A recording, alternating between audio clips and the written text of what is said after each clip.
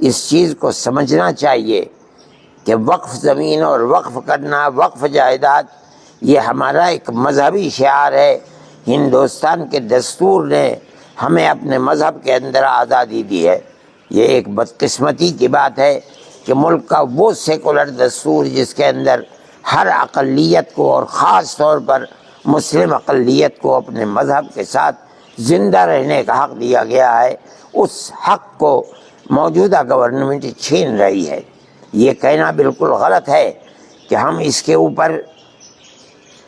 دست درازی نہیں کر رہے ہیں، بلکہ ہم اس کے نظم و انتظام کے لیے جو کمیٹیاں بنا رہے ہیں اس کے اندر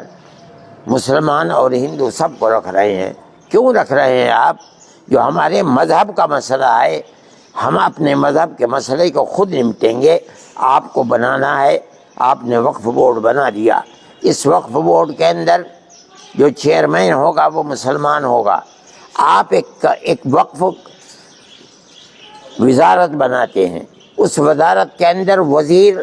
مان لیجئے کہ غیر مسلم ہوتا ہے، ہونے دیجئے، ہمیں کوئی اختلاف نہیں ہے۔ آپ بناتے ہیں بنائیے، ہونا تو یہ چاہیے تھا کہ آپ وقف کی منسٹری بھی کسی مسلمان کو دیتے، لیکن نہیں دیتے۔ چلیے، لیکن وقف بورڈ کے اندر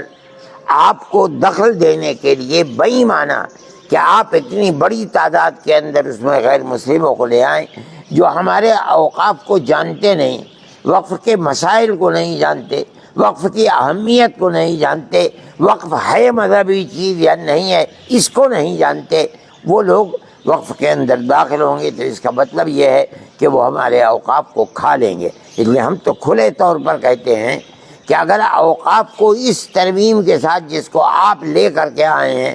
اگر لائیں گے تو اس کا مطلب یہ ہے کہ اس کی مذہبی حیثیت کو آپ ختم کر دیں گے اور ہمارے اوقاف کے اوپر آپ قبضہ کر کے جیسے چاہیں گے اسے تہس نہس کر کے برباد کریں گے۔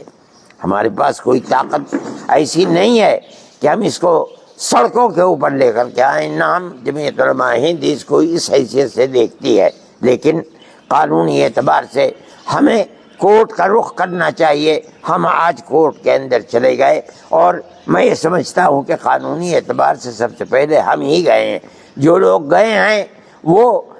قانون کو قانون بننے سے پہلے گئے ہیں، ہو سکتا ہے انہیں پھر دوبارہ جانا پڑے، لیکن سب سے پہلے جمعیت علماء ہند اس مسئلے کے اندر گئی ہے، اور ہم جہاں تک لڑ سکتے ہیں قانونی اعتبار سے ہم لڑتے رہیں گے، لڑیں گے۔ ہمیں اس چیز سے بڑی خوشی ہے کہ اپوزیشن نے بہت کھل کر ہمارا ساتھ دیا ہے، اور خاص طریقے پر کانگریس نے، جس نے در حقیقت اس دستور کو بنانے کے اندر بنیادی کردار ہمارے ساتھ مل کر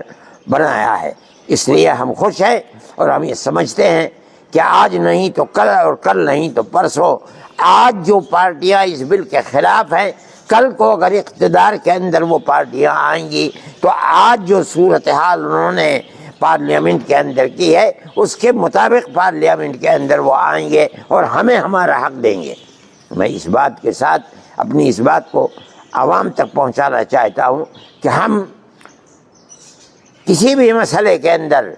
سڑکوں کے اوپر نہیں آتے، اور ہم یہ سمجھ رہے ہیں کہ سڑکوں کے اوپر آنا مسلمان کے لیے مفید بھی نہیں ہے۔ ہماری لڑائی گورنمنٹ سے ہے، ہم کورٹ میں جاتے رہے ہیں، آسام کے مسئلے کے اندر کورٹ میں گئے ہیں، خود جو ملکی مسائل ہیں ان کے اندر گئے ہیں، اور ہمیں اللہ کے فضل و کرم سے سپریم کورٹ سے پورے حقوق ملے ہیں۔ ہم اس اپنے نظریے کے ساتھ آ رہے ہیں اور سپریم کورٹ میں گئے ہیں کہ اللہ اگر چاہے گا تو انشاءاللہ ہم یہاں جیتیں گے، اس لیے کہ دستور کے الفاظ بالکل کھلے ہوئے ہیں۔ ہم اس دستور کے ساتھ آئیں گے، ان دفعات کے ساتھ آئیں گے تو انشاءاللہ ہم کامیاب ہوں گے۔